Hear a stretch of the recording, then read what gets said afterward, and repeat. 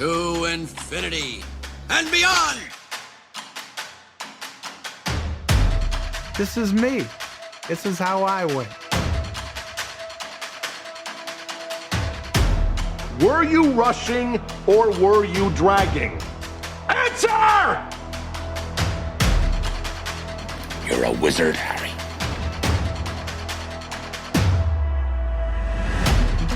Say what again? Say what again? I dare you.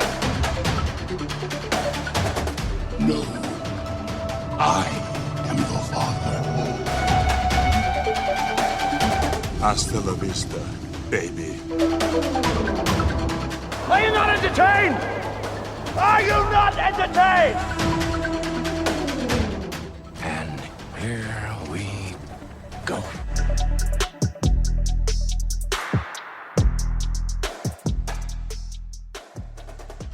Hello, everyone. Welcome back inside the film room. Zach Goins here with Johnny Sobchak for our second episode of 2023, an episode all about The Last of Us and a little bit about M3GAN, the queen of January so far.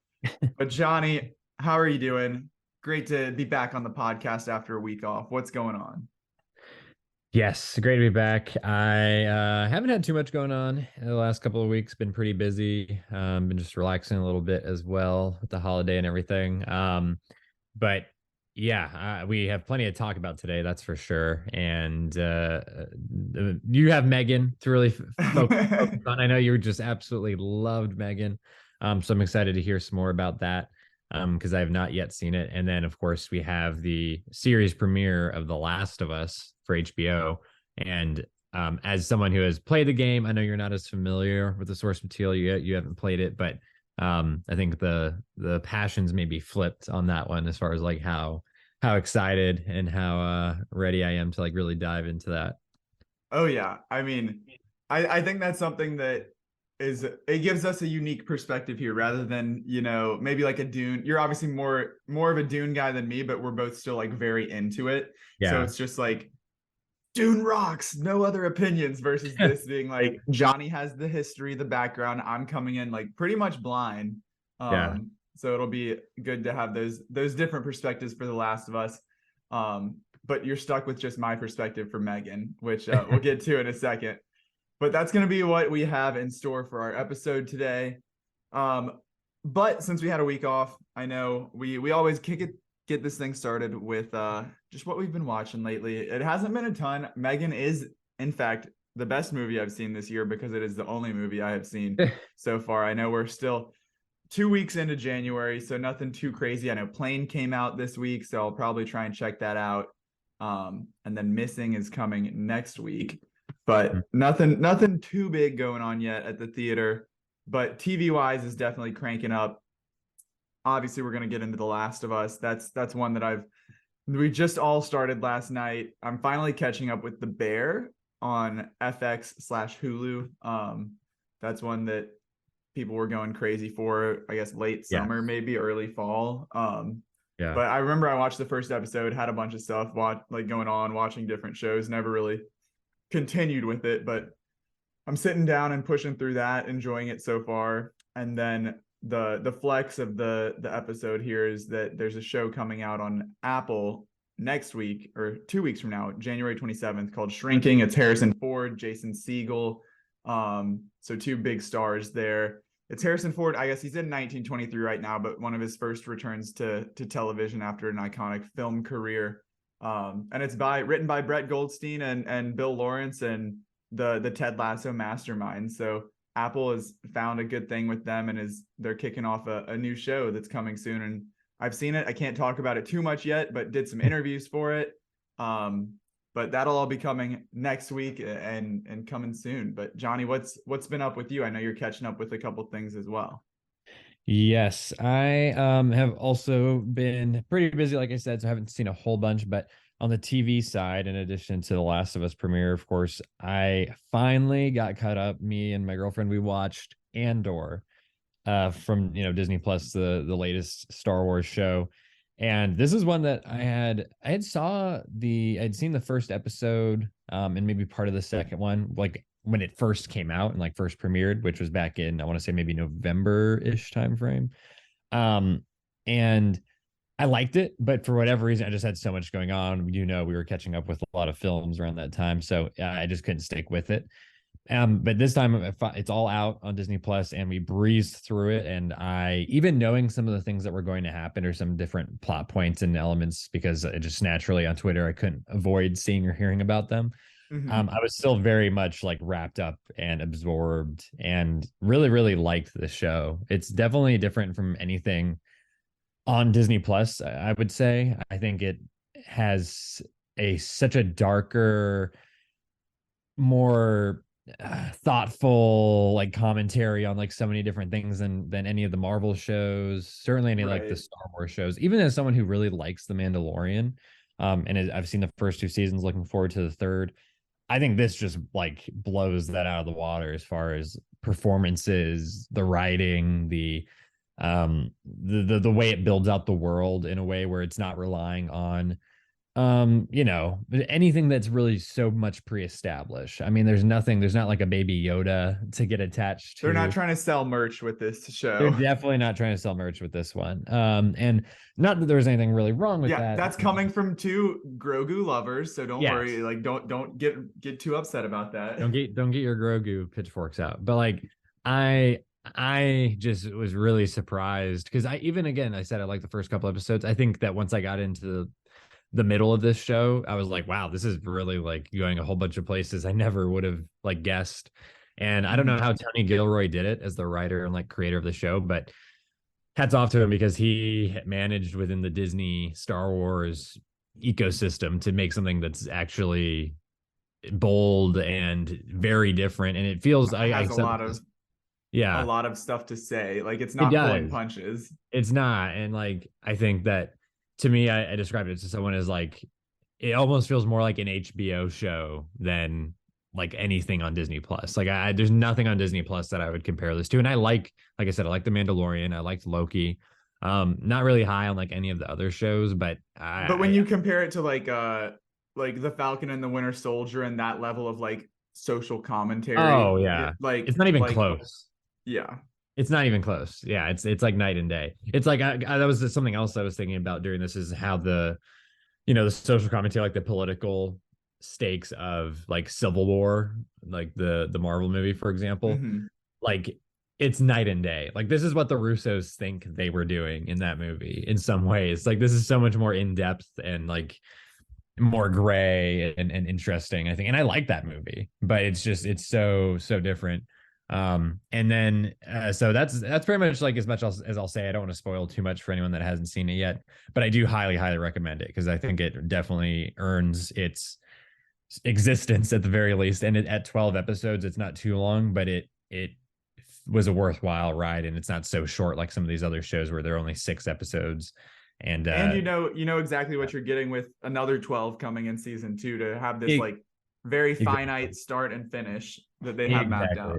Yeah, I think that's great as well, because I was, had that in the back of my mind. So I'm not sure when the second season's coming out, but definitely I would say get caught up with this one before that second part kind of rolls around. So will you be watching live season 2, or will you wait and binge? I will definitely be. That will be a priority for me, because this was, I mean, I don't know if it was necessarily like a top 3 or top 5 show for me last year, but I think it's definitely in that top 10 at least. Right mixing around there. So I will definitely be making it on my list. I'd say I'm more excited for season 2 of this than I am for Mandalorian season 3, for example. That I think that says it all right there. And then as far as the movies, I have not seen anything for 2023 yet. We will be discussing M3GAN here in a second, as Zach said, but I have been doing a pretty good job of getting watching some older films, films I've been wanting to watch for a while. I got on Criterion Collection. I bought Cure, the Japanese horror film from the 90s, and it is something that I had been wanting to watch for a while and on its own. And then when Criterion said that they were going to be releasing it, I was like, oh my God, this is like perfect. So I went ahead and bought it like right away, and I hadn't watched it yet. It's been months. So I was in the mood for it, and we watched it, and it really blew me away. I was very I wasn't sure what to expect because a murder mystery could really mean anything, like a serial killer type of movie. So I'm thinking of things like Prisoners or Zodiac, Seven, and this is comparable to some of those things. But it's definitely, it came before pretty much all of those, and it has shades of that. You could see how it might inspire some of these other films, but it really is. Memories of Murder, I think, would be another one I would Yeah, I was certainly about to say compare. that. And Bong Joon-ho has also expressed that this is one of his favorite movies, actually, and inspired him in a lot of ways. And I think you can see that for sure. But I'm glad I didn't know very much about it because it has some very interesting wrinkles to it that are not anything I expected. And it is very unique in some aspects that I won't spoil, but it's very dark. It's very sinister. But there's a lot of like very, very inventive and exciting like editing and just the way that they kind of intertwine different parts of the story visually and whatnot. It kept me up and it was late last night when I watched it. So that's again kind of like the best maybe praise I can give it. But it's Kiyoshi Kurosawa. It's on Criterion, and I would highly recommend checking it out, especially if you're a fan of these types of movies. If you can handle the darker stuff. That sounds like something Zach, I be think you would like it. interested in. Yeah, I think you would definitely dig it. But yeah, Next it's sale, a interesting next one. sale, got to pull the trigger. Yeah, I would say so. It looks great as well. I thought the transfer was very good. So give it a shot. Well, the real cinematic masterpiece, Johnny, that we're going to discuss today, there's only one title here, and it's M3GAN. You may think that by the tone of my voice, I'm being sarcastic. That is not the case. This is wholehearted, genuine endorsement for this movie. Let me lay down the groundwork before we get into it. Johnny, you have not seen this. I have, so feel free to hop in with questions, commentary, stuff you've seen online, anything that you would like further clarified. But for the cast, we've got Allison Williams, Violet McGraw, Ronnie Ching, Brian Jordan Alvarez, Jen Van Epps, and Jenna Davis as the voice of M3GAN. Currently sitting at, listen to this, a 95% critics score on Rotten Tomatoes, 79% audience score, and I'm coming in hot with an 81 out of 100, so somewhere in between the audience and the critic. But the plot of this movie, if you have been living under a rock, if you haven't seen M3GAN on social media, if you haven't seen a herd of little girls walking down the street in New York or dancing on the top of the Empire State Building or on the sidelines at an NFL football game, that's M3GAN. M3GAN is a marvel of artificial intelligence, a lifelike doll programmed to be a child's greatest companion and a parent's greatest ally. Designed by brilliant toy company roboticist Gemma, M3GAN can listen and watch and learn as she becomes friend and teacher, playmate, and protector for the child she is bonded to. When Gemma suddenly becomes the caretaker of her orphaned 8-year-old niece, Katie, Gemma is unsure and prepared to be a parent. Under intense pressure at work, Gemma decides to pair her M3GAN prototype with Katie in an attempt to resolve both problems, a decision that will have unimaginable consequences. Unimaginable indeed. I went into this movie, saw it at a critics screening. It was a critics and like word of mouth audience, so it wasn't like some of the ones that we've been to where it's just like 8 people in the theater. We had a full packed theater. Which I feel like really enhanced this experience. But yeah, signed up to attend the screening, fully expecting. I've seen the commercials. This looks absurd. It's January, traditionally the dumping ground of like movies that weren't cut out for like the fall or the holiday season. Like, let's dump everything in January and then get this thing moving. Exception last year, Scream 5 came out in January. Yes. About a week later than this, and that was very, very good. Like I said last episode, it was in my top 10 of the year, but did not have those expectations for this movie. However, right before, literally en route to the theater to watch this, the Rotten Tomatoes embargo lifted, and they dropped that the critic score was a 90 at that point.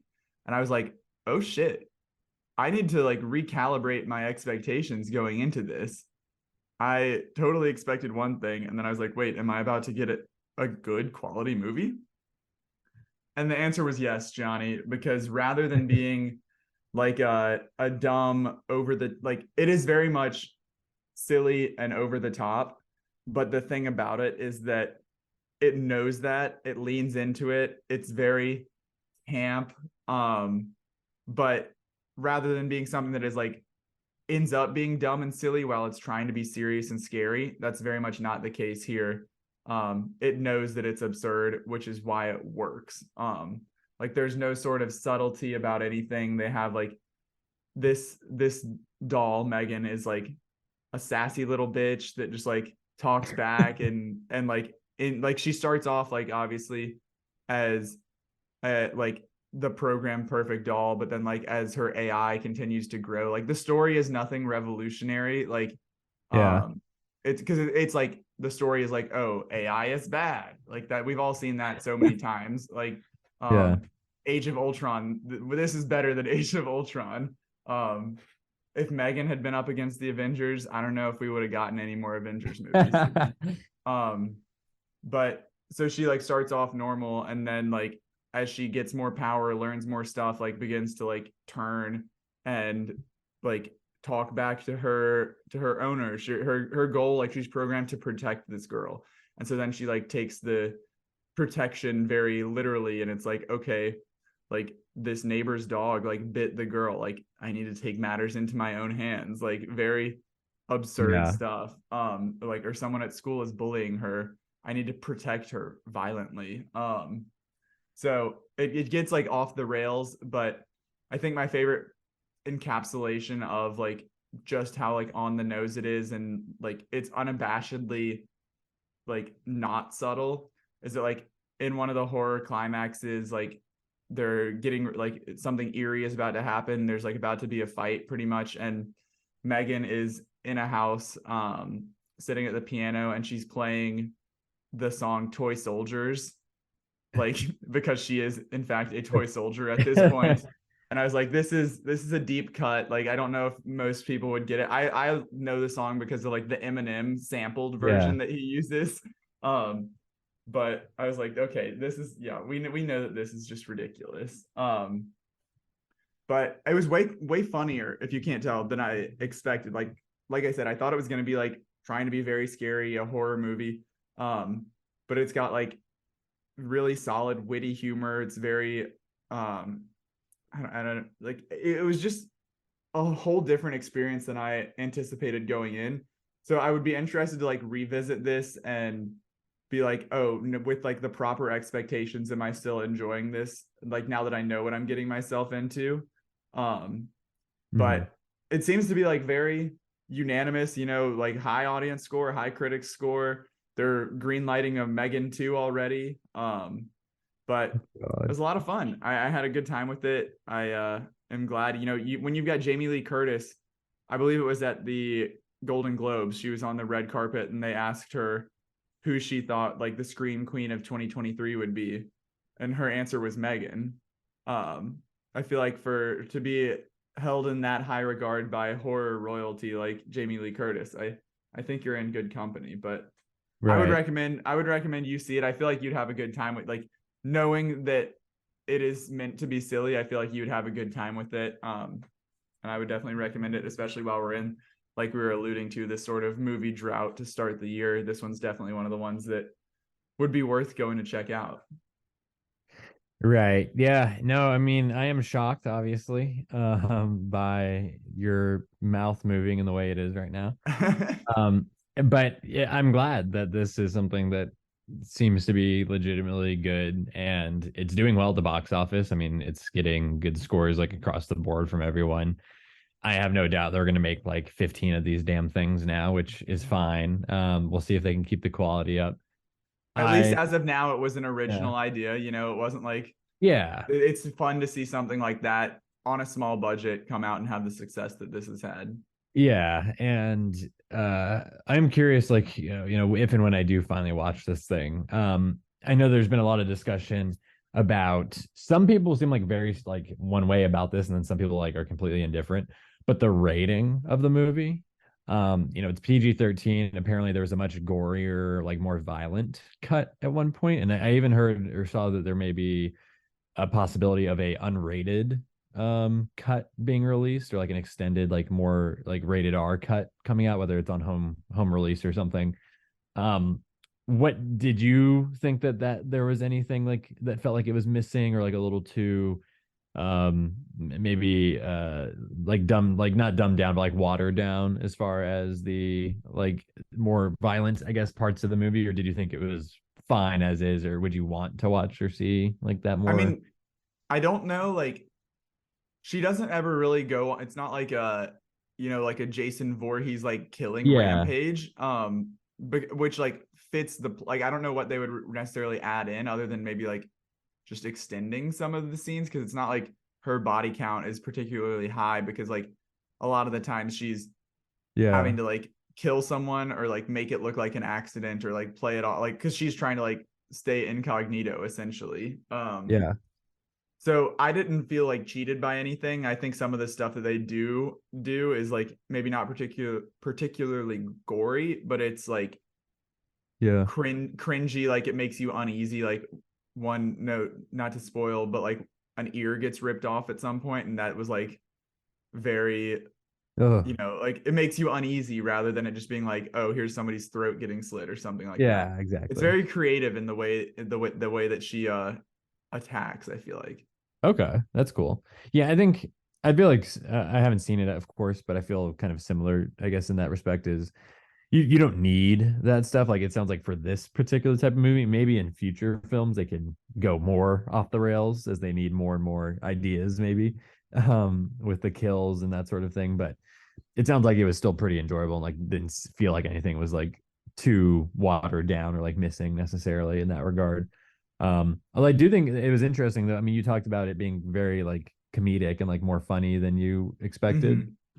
Do you think it was, and I saw some people say this as well online, that they thought it was almost like too funny, or like they wish there had been a little bit more of a balance between like the kills and like how funny it was, to make it almost more of like a Chucky type of like story or like style of a movie. I feel like the way that they could have done that is like maybe a little bit more like, I'm not a huge fan of jump scares, but I feel like just like the way to like couple this with like actual like fear would be to Mhm. like have more of those like, oh, I know something's about to happen but I don't know when or what.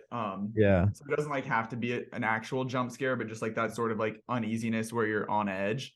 um because like when you look at this doll, she's not scary, like she looks ridiculous, she dances, she like crawls on all fours, like talks like a teenage girl. So Yeah. it's an interest, like I agree that like I feel like I could have been more scared, but it's an interesting like balance of like trying to fit the feel of this movie while Yeah. adding in scares that like actually make sense. Yeah. Yeah, that does make sense. Yeah, I think again, this is only the first movie. It sounds like there's going to be more to come. The M3GAN cinematic universe, baby.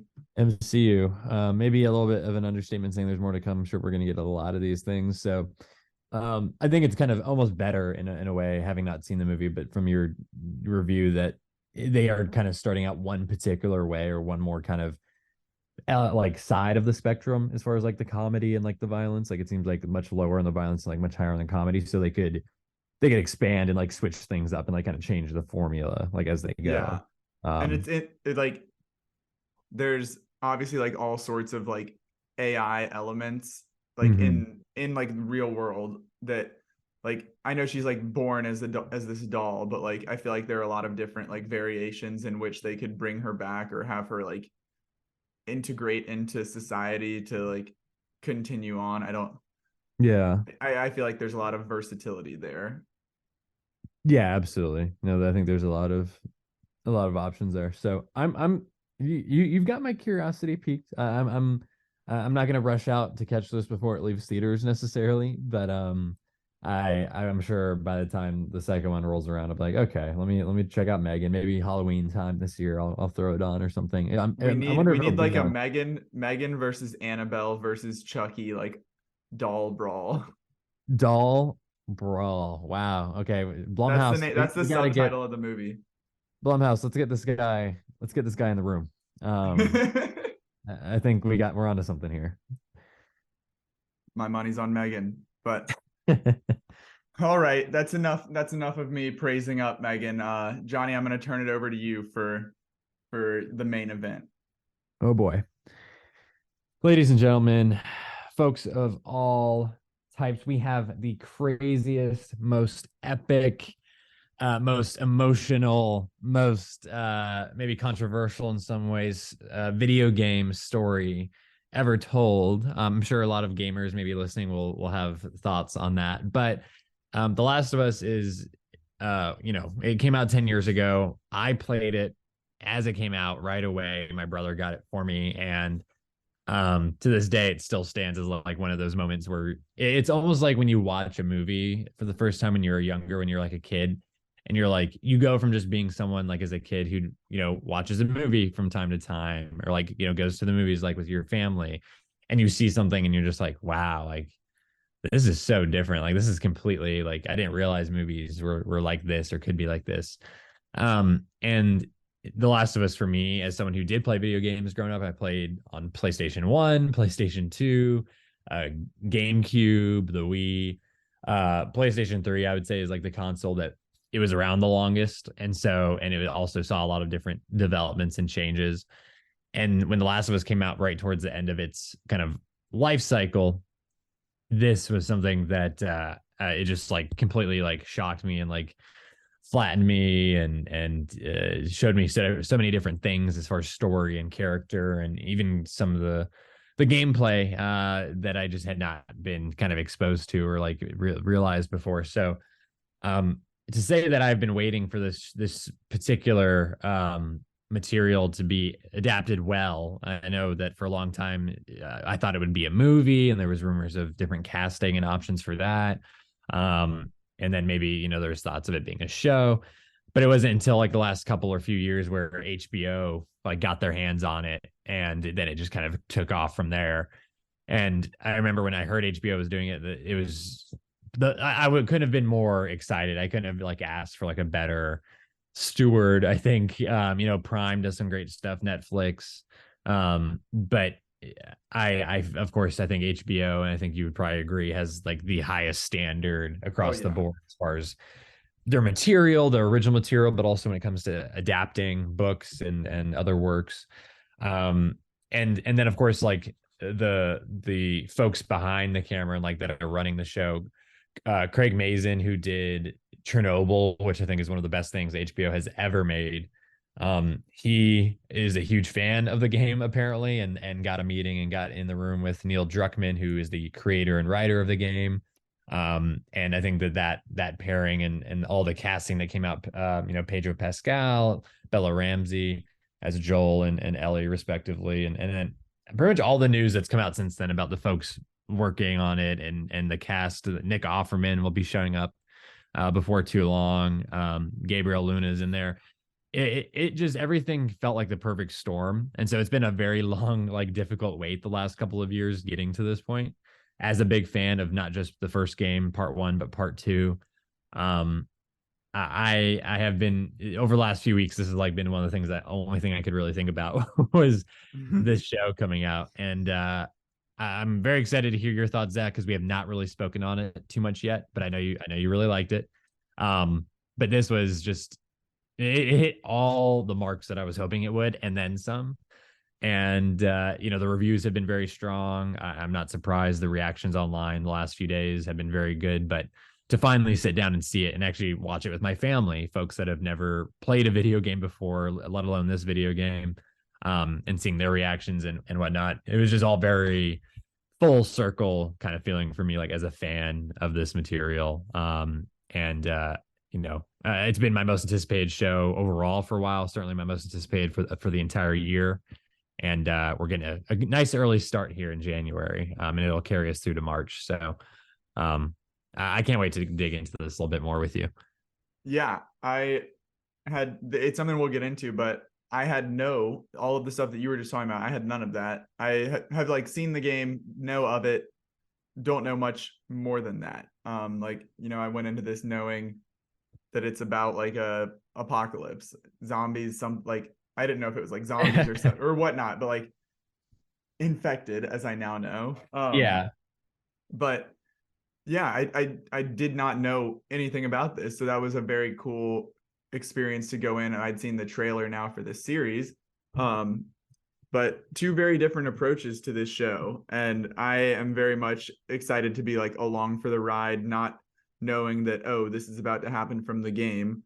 Because I'm like, I used to play video games a lot and then just like have never really continued probably the last like 5 or 6 years, other than just on a very casual basis occasionally. So I always try to get them, and like if I see something new, I'm like, oh, like Marvel's Spider-Man or like this new Star Wars game, like I'll get it and then like play it for like 3 days or something, and then be like, man, I just can't. Anyway, but very excited for the show. Very interested in what I've seen so far from this first episode. But let's lay the groundwork here before we get into it. I know you mentioned some of the stars here: Pedro Pascal and Bella Ramsey leading the way, Anna Torv from Mindhunter, Merle Yeah. Dandridge, Nick Offerman coming soon, Gabriel Luna playing Tommy. Was that his name, Yes. the brother? Yeah. But the overall season synopsis for anyone who is unfamiliar with what we've been talking about: after a global pandemic destroys civilization, a hardened survivor takes charge of a 14-year-old girl who may be humanity's last hope. Like you said, there's been a ton of positive reviews so far currently for the season. 99% critic score, 96% audience score. I know audience has only seen one episode, but very, very, very high praise. Episode 1, which was 80 plus minutes last night to kick things off. 20 years after a fungal outbreak ravages the planet, survivors Joel and Tess are tasked with a mission that could change everything. So, as a fan, Johnny, let me turn it back to you. It sounds like this absolutely delivered everything and more. What were your expectations for how good it was? Did this live up to them? Did it add stuff? Did it miss stuff? What overall takeaways from episode 1? It definitely added some stuff. The episode was longer than most quote hour long episodes we would see from these types of shows. I think it was closer to like an hour and 20 minutes. And I mean, for me, I don't know about you, but like this flew by. Like when we got towards like right around the end, when there was maybe like 10 or so minutes left, I thought we were like halfway through, which was maybe wishful thinking on my part. But it was really so faithful in so many ways to the game. And I'm talking about like shot for shot kind of recreations of certain sequences, line for line recreations of certain dialogues, like between Joel and Ellie and Joel and Tess, Joel and Tommy.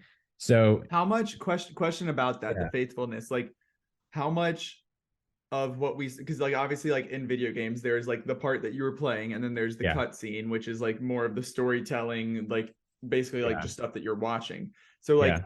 if you were to put together the cutscenes, is that telling the story of what we saw in the first episode, or is it like different levels that you are playing? Like is Yeah. that stuff that you are also seeing in this show? Because like when you're playing in a RPG, like you're not necessarily, there's not like the Yeah. dialogue or like the scenes that you would see translated to a movie or a show. Yeah.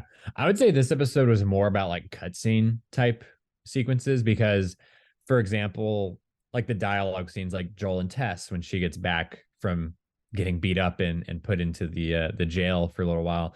That is something right out of the game that they have a conversation about. There's a conversation between her, Tess and Joel, and then also Marlene and Ellie, that kind of happens towards the end of the episode. And then like really a lot of this first episode is of course like world building and setting up Mm-hmm. the rules of the world and the kind of the ecosystem that they're existing in 20 years into an apocalypse. So a lot of that was that, but more of the gameplay stuff was the first 20 minutes or so, like the introductory sequence, The um action, like the first night, I guess. the outbreak, let's say. Mhm. Well, because in the game, a lot of it is actually, I mean, pretty much all of it, and it's very similar in the show from what we see. It's all from Sarah's perspective, which is Joel's daughter, played wonderfully by Nico Parker, we must add. Mhm. And in the game, all you get is when the game starts, when he gets home from work and she is there and gives him the watch for his birthday. We don't get anything from earlier in the day. It starts the night of. So, and that's the whole opening kind of cutscene. And then the gameplay element of that Outbreak night is we walk around the house as Sarah, and we're kind of seeing different parts of the house, get a little bit more insight to like their life. And then he comes home, and then like it hits the fan, and we kind of go out the door. We get in the truck. Everything in the truck, which was so masterfully done by Craig Mazin, who directed the episode. I didn't know he was in his directing bag like this, but he did a really, really great job. All the stuff is kind of like, it's almost like first person, like looking out the windshield, looking out the back window. That was so well done and very faithful to the game. In the game, I love this. People have already pointed this out online, but when the truck crashes, and they have to kind of go on the run, that they crash because the car like T-bones them at the, they don't see it coming. They kind of flip over. You get that car almost about to T-bone them in the show, which had me tricked for a second. I thought they were going to be hit. But they, of course, being HBO, having a bigger budget, wanting to do something a little bit different, they have this plane sequence where it's so terrifying. I tweeted this last night. Like, imagine, like, I've never thought about this before, but what would happen if all of a sudden this apocalyptic outbreak situation starts to happen on the ground? What would happen to all these airplanes flying around, like without people to direct them, without people, if they're running out of gas? Like what happens is we see all these airplanes just start coming in like super low, like as they're driving, and like seeing all of them taking off, trying to like escape. Like it seemed like they were just like one after the other, like let's get out of here. It was like almost like a military like convoy. It was like crazy.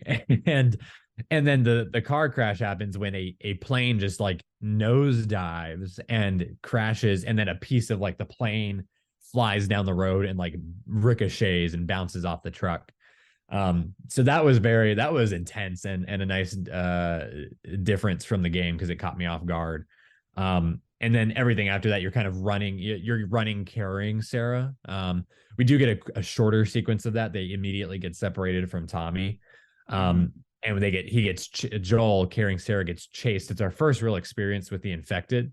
And I thought that was great. That was, Zach, what did you think about that? Because that was very scary and immediately jumped into some of the more horror elements of the game. Right. Yeah. I mean, I thought that sequence was fantastic.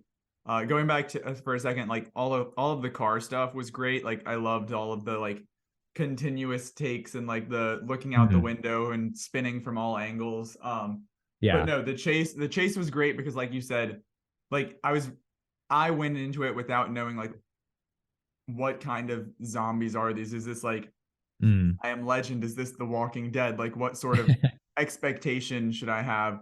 And I thought it was very cool how, we first see it with the neighbor next door, and then like seeing it spread so quickly, okay, like we know that they're like extremely fast, that they're just like reckless, that the chase was great, going through like all of those different buildings before leading outside.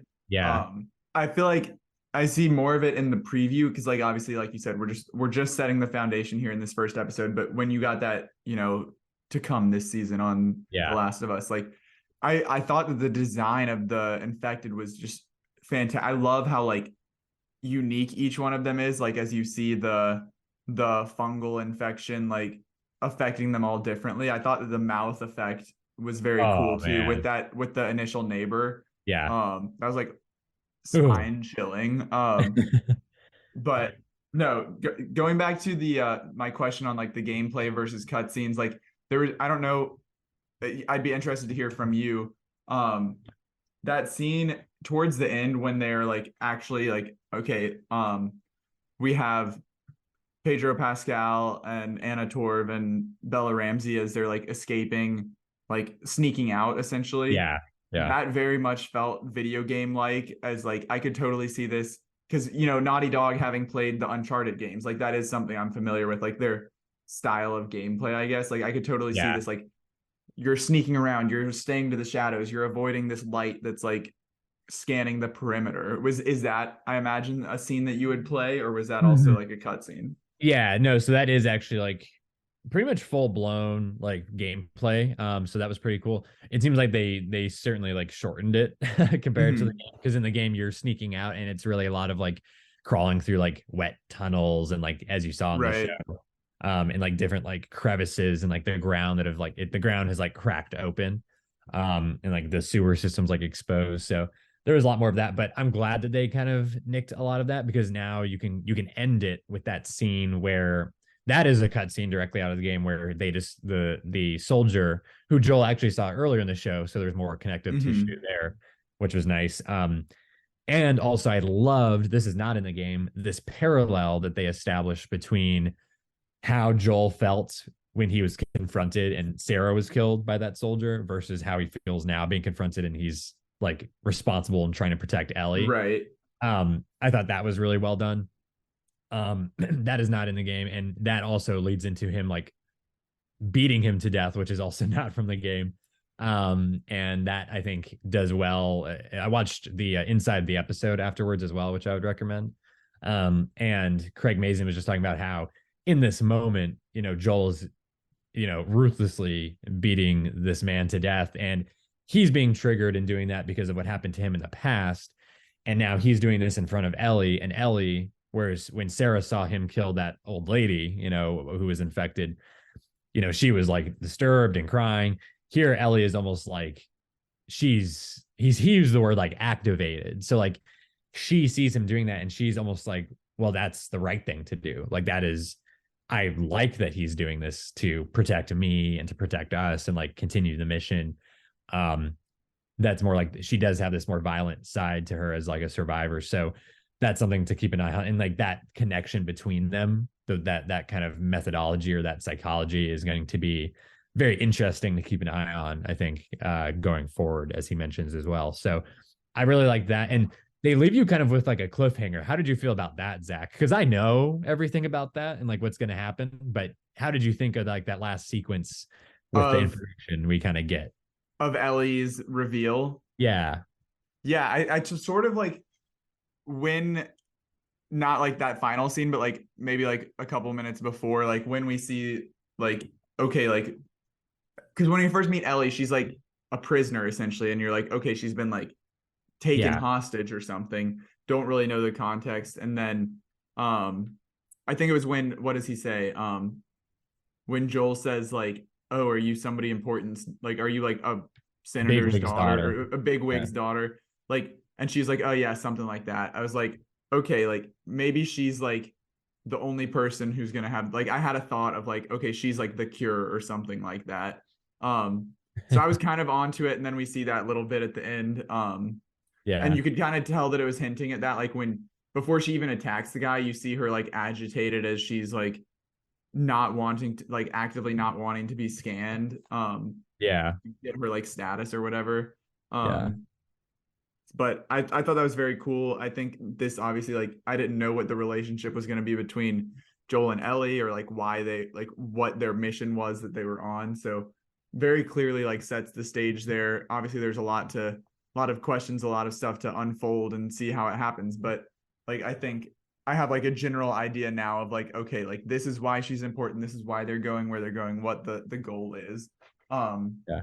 so I feel like it did a very good job of setting the stage across this whole episode, but particularly with that end sequence. But it's interesting because like I watched this with Rebecca, and like I say that I didn't know much about this show, but like I had a concept of it, I guess at least. But she had no concept whatsoever. And so even between us, like I feel like it was a cool experience to like see what she took from it. And I feel like something that we haven't talked about yet is that cold open.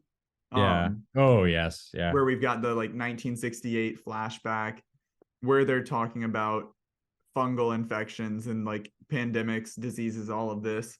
And it really sets the stage. Like for me, like knowing that there was going to be like some sort of apocalypse, I was like, okay, so that's like what's going to happen. And then Rebecca like saw that scene and then another 20-30 minutes or whatever, however long it is in the opening sequence, before we like get the first infected with the neighbor next door.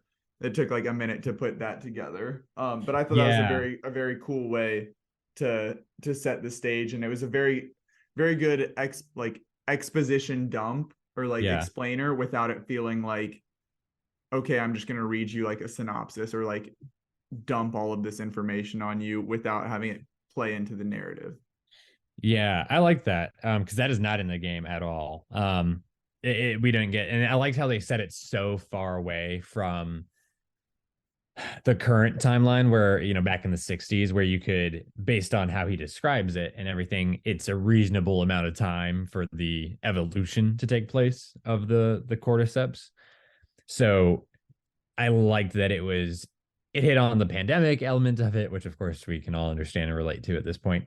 But then it dives into like fungus and how fungus works and how it operates, and then also certain variations. And that is real. By the way, like I know some people may not know that or think of that, but there is a real fungus that takes over ants and makes them zombies, essentially. It's very disturbing and freaking. You can watch it and find it online. But that's Neil Druckmann, the creator of the game. He was inspired to make the game based off of, he read about that particular fungus and thought about, well, what if humans were affected by something like that. So it's a very interesting, and I like how brief it was, but it was just very, very apt, I think, in how it got you the information you needed, made you think about certain things, and then quickly got you on to 2003, and moving along there. And I also like, I saw someone else mention this previously discussing the show. I like, because in the game, it came out in 2013. It's set in 2013. And so when it jumps 20 years, it's in 2033. I like that they moved it back to 2003 because, and now when they jump ahead, it's in 2023, which is our timeline, of course. But I like that they jumped it back because, as people have pointed out, in 2013, you still have things like social media, like Twitter and Facebook and these sorts of things. So the way they discover what's going on or fail to discover what's going on feels natural and feels like it makes sense. Because it's very much like you can tell like they're hinting at stuff because there's like on the news or on the radio, like it's very much in the background, not your main focus. But like if you listen, there's like instances of like a violent attack downtown, like something that seems like it's like a regular news story, but then like in the context of the show and what is coming, like it's like the foreshadowing of it or like the early outbreak. But I do really like the like, oh, like the neighbors next door are checking in to be like, hey, have you heard about this? Or like there's not like oh, I just got this tweet alert about the outbreak and what's happening. Like I agree with you there. Yeah, no, that's a great point. So I liked that, and even the stuff with the neighbors, like I said, the game starts where she is at home and he shows up and says, happy birthday, everything. Then she goes to sleep and she wakes up. Instead of Joel having to go pick up Tommy from jail, that doesn't happen at all. She wakes up, she's walking around downstairs looking for Joel, and she hears a dog outside. She doesn't go outside to try and help it. Joel shows up and says he has like some blood on him, and he's like, there's something wrong with the neighbors. And that's all that's all you see. The neighbors are never anyone that's really named or like introduced on screen. And so then the neighbor shows up and Joel has to like shoot them and kill them. They're infected. And then they quickly like run out of the house as Tommy shows up. And Tommy had been calling them and saying that he was coming to get them. So he shows up and you get in the truck and you take off. And here they do a good job. Not only do they do more to establish and flesh out the family dynamic with Tommy, with Joel and Sarah, but you get more of Sarah's perspective and also like insights to the neighbors. And so when you get that, you get some more foreshadowing earlier in the show, but you also feel something a little bit more different when you see them later on, being killed and being infected. And when Joel has to kill the old woman as well, all that I think just hits a little bit harder, and gives you a nice kind of more of a prologue in this for people, for sure. Compared to a game. I think that they just did such a good job. Like I can't stress, like there are things in the show that are like, again, line for line, shot for shot directly from the game, and then there's also so much that they've created and expanded on. House of the Dragon, I think we loved House of the Dragon. House of the Dragon was a huge hit for HBO. It's an adaptation of Fire and Blood, which is like almost like a history book of the Targaryen dynasty. But there's so little detail in that book, and they expanded so much and did so much well with the characters, the dialogue, the story. And I think that The Last of Us, I feel like, is going to be very similar in that regard. Like a lot of faithful stuff, a lot of stuff taken directly from the source material, but also doing a great job of expanding and building more for the characters, more for the story, and introducing newcomers, like yourself to everything that's going on. So I yeah, I'm just so pleased with this, and I hate that we have to wait to watch more, because I could have watched hours of this last night, and been just going like full on. But I'm curious. One thing I wanted to ask you, Zach, was with the world itself, like when they jump ahead, we've talked a lot about like that opening 20 minutes or so, but when they jump ahead so quickly to 20 years into the future, and they show, how they treat the infected or deal with those people, and also like the ration cards, and the smugglers, the fireflies, the quarantine zone, the QZ, like all these different things, which I know, of course, from the game. Like how quickly were you able to kind of pick up on everything and like connect the dots between, okay, the fireflies are these people trying to do this, and then you have a Fedra is another thing you have to kind of pick up on pretty quickly, which is the government. And then they mentioned Tommy, but he's not around. How quickly were you kind of able to kind of like settle in and like figure out, okay, this is where Tommy might be, that sort of thing? It definitely took a minute just to like adjust to everything. I feel like I definitely want to rewatch this first episode now, like to pick up on more of those details and relationships and like exploration of the world. I know Rebecca was like trying, like had some questions still of like the different relationships between like the I don't know what the term, the government, whatever role like they're playing, the military, and like the difference between like, or like why there are these like divisions between like the smugglers, not the smugglers, but I guess like I don't even know the terminology for like the different groups, but like the group that like Tommy is a part of, and it's like the group that is like moving Ellie, I guess. But I feel like there's a lot that is still gonna like, it's gonna come together. The pieces are gonna come together more and more throughout the episodes as we get more accustomed to it. And as I rewatch this, but I feel like as a whole, there wasn't ever anything that like hindered. It was more of like intrigue rather than like preventing you from being able to enjoy it. That's good. Yeah, because it's definitely a lot. And even when I was watching, I was like, okay, of course I know what all this is, but I'm just curious about how others would be like keeping up with it. Yeah, it is interesting because they mentioned, Tommy's out of the picture, but he seems to be still alive. One change that they've made, I'll just throw this out there, and this maybe can help you and others understand like a little bit more. Like in the game, basically what's going on with Tess and Joel, and then there's this Robert character who we see him in an introductory scene where he's like with Tess, and he's like scared of Joel and telling her like, I don't want to have to deal with Joel. Like I want to fix this. He's done something wrong with this car battery situation. In the game, she had guns that they had bought, and he took them and was like selling them to someone else, basically. And so that is why they go and hunt down Robert. He doesn't get killed off screen. They go out down and hunt him and get some connection with Marlene from there. In this, there's this different element to the story where Joel is trying to reach out to Tommy and trying to get in touch. And I guess it sounds like they've been in constant communication. Tommy being in Wyoming, as the guy says in the episode. Of course, Joel's in Boston, which might as well be on another planet. But so there's a communication, but now he hasn't heard from Tommy in a long time. And this whole car battery situation is involving him trying to get a battery so that he can go out and try to find Tommy and check on him and, like reconnect. And so I think that was a better like motivator. I think it made more sense rather than just some random guns that they're like trying to be accountable for. And then in the game, Marlene says, well, if you do this job for me with Ellie, I'll get you your guns plus ration cards plus whatever else you need. Whereas here she says, I'll get you the truck that you want, and I'll be able to provide that for you to go get Tommy.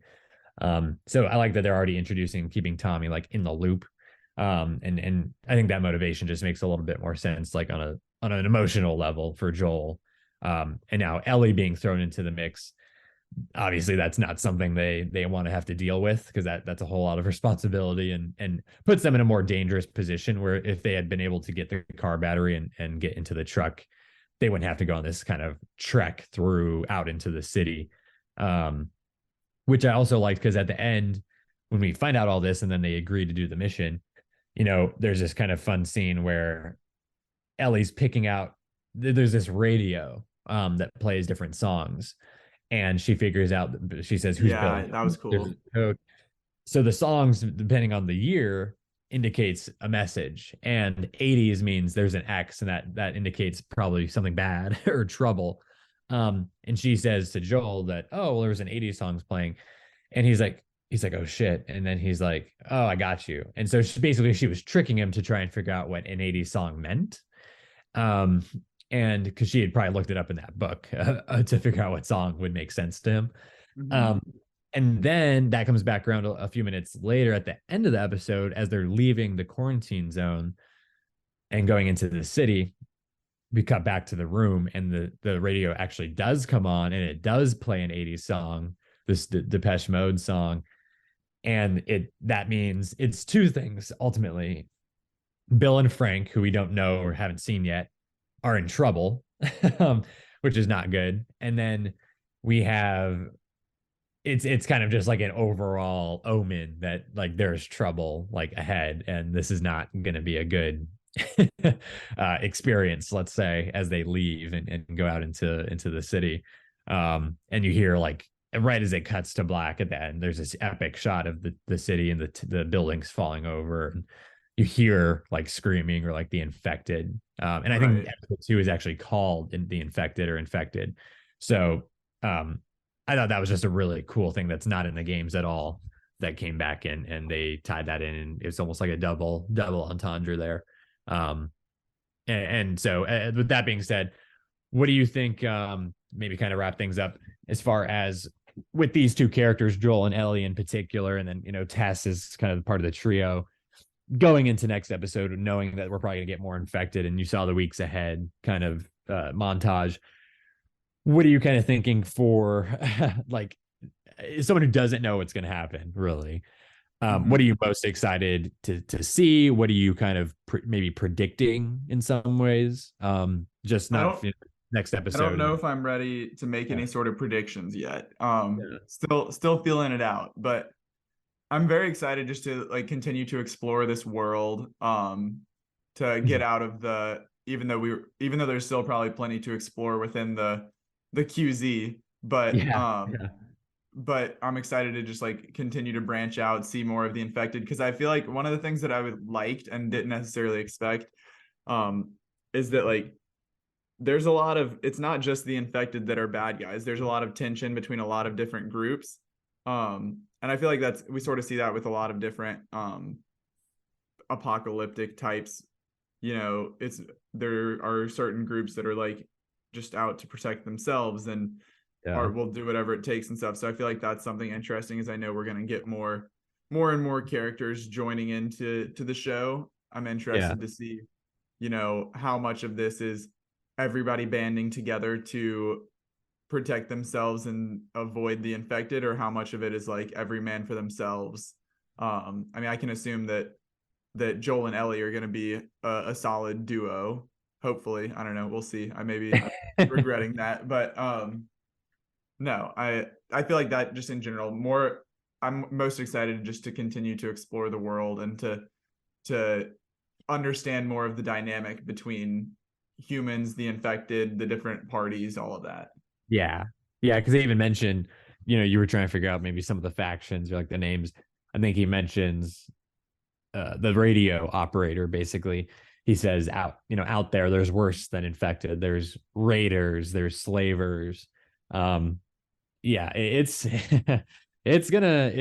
I'm excited. I'm really excited to see how they explore everything. We know right now it started in Austin, was where the outbreak occurred with Joel and Sarah and Tommy. And then do we know, like, was that like ground zero, or was that just like it was happening simultaneously everywhere? That's just where Joel and Ellie were. I mean, Joel and his daughter.